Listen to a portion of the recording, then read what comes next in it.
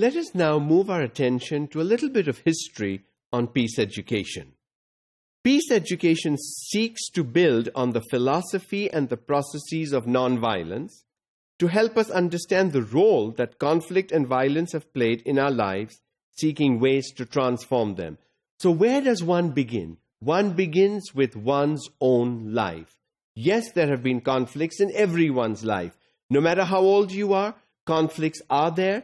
The conflicts are age appropriate. What a 2-year-old's conflict may be is not what a 20-year-old's conflict may be, and is not what a 35-year-old's conflict may be. So with age-appropriate conflicts, we need to see what these conflicts were. What did one do?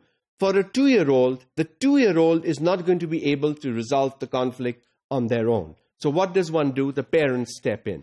And this 2-year-old will remember what the parent did. Did it work? Did it not work? Was the conflict resolved?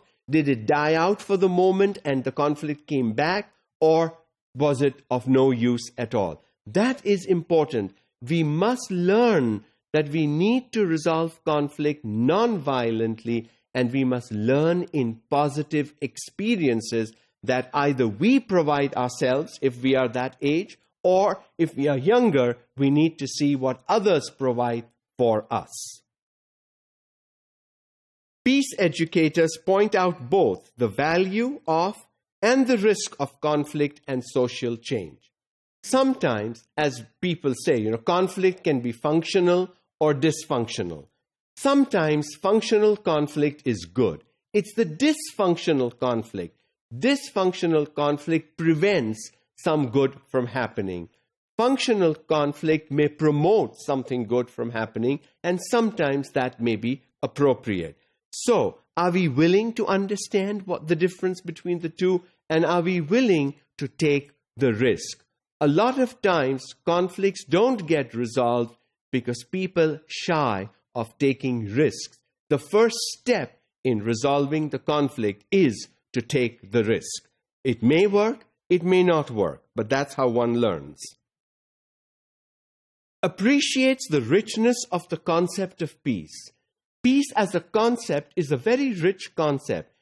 It encompasses a single human being, and it encompasses all human beings on planet Earth at any given time. That's the richness of peace studies. If individuals are at peace, but the world is not, have we really achieved peace? That's a philosophical question that one needs to look at. It addresses fears. There are fears in individuals. People have apprehensions, and peace studies addresses these fears. Yes, people are afraid of war. People are afraid of hunger. When natural calamities happen, earthquakes and tsunamis and floods and all that, fear does step in. How does one address that fear with the individuals? Provides a futures orientation, imagination. Peace today, peace tomorrow, peace 20 years down the line. It's a futures orientation. It's not just now and today. Teaches peace as both a process and a philosophy, because different human beings have their own connotations, their own understandings, philosophies differ. And there's nothing wrong with that.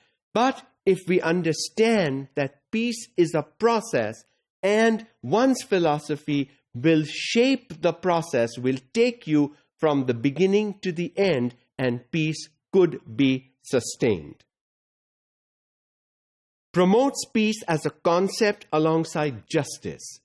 Justice and peace kind of go together. When people don't see justice is when conflicts happen. And so justice and peace need to be seen as two sides of the same coin. Promotes the care of and love of the earth and respect for all life. We've talked about this earlier.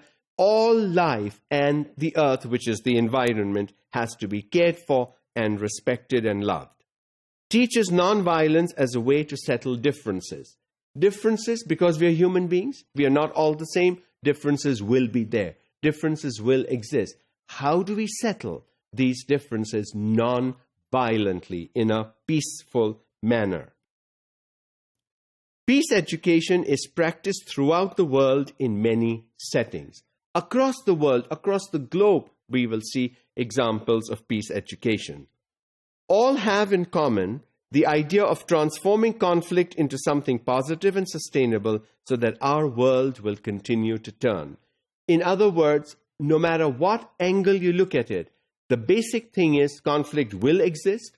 How do we deal with that conflict in positive ways? How do we make sure peace can be sustained so that our world continues to turn? If our world doesn't turn, if there is war after war, and especially with nuclear weapons and biological weapons and chemical weapons and all the things that have progressed through the years have made warfare really drastic, really pathetic, really dangerous. And so how do we avoid that so that our world will continue to turn?